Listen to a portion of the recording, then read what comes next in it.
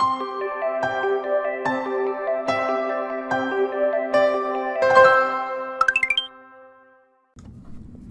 design is more accessible than ever. With a range of user-friendly tools on the market, artists, writers and more are getting a chance to create brand new experiences unlike anything anyone ever thought was possible in the medium. No game has demonstrated this growing opportunity to combine art with design in quite the same way as Burly Men at Sea. Created by the husband and wife team of Brain and Brain, this charming adventure follows a trio of bearded sailors in modern-day Scandinavia as they journey through a branching adventure encountering creatures and trials based around Scandinavian folklore. It's a joy to play, and in a market bustling with soulless corporate content, one of the most heartfelt titles I've ever encountered. The story of Burly Men at Sea is pretty freeform. There's a beginning section and ending, but everything in between is largely up to you. The gameplay is simple. You drag the three main characters, the brothers Beard, left or right by expanding the stylistic circular viewport in whichever direction you want.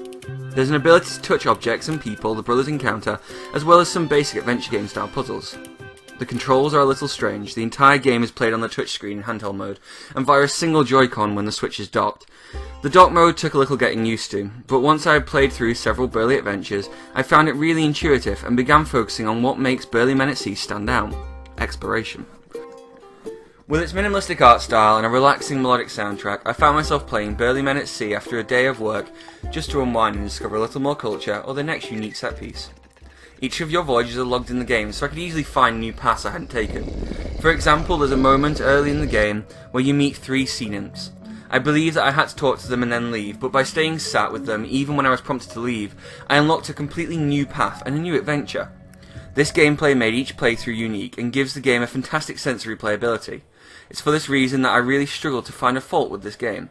But if it does have an issue, it's in the lack of interactivity. Considering this was created by a two-person development team, I can understand why they decided to use a simplistic gameplay style. At first I felt the limited number of possibilities made the game feel a little stilted, like a pretty version of an old 90s LucasArts title. But it was when I gave the controller over to one of my less gaming literate friends that I realised Burly Men at Sea has been created from the ground up to be accessible to players of all ability levels. No matter how skilled a player you might be, you can have a fulfilling adventure while learning about Scandinavian culture. This makes sense to me as it's not a game about challenge, instead one about discovery and relaxation. Burly Men at Sea displays a unique combination of art, narrative and layered game design that's rare to find not only in the Nintendo eShop but also on any platform. The heartfelt approach of the design team translates into a truly special experience. It's a game that deserves much praise as possible, as Burly Men at Sea demonstrates the true power of the game medium and comes in much cheaper than a lot of shovelware. I can't think of a reason why anyone shouldn't snap it up. 5 out of 5.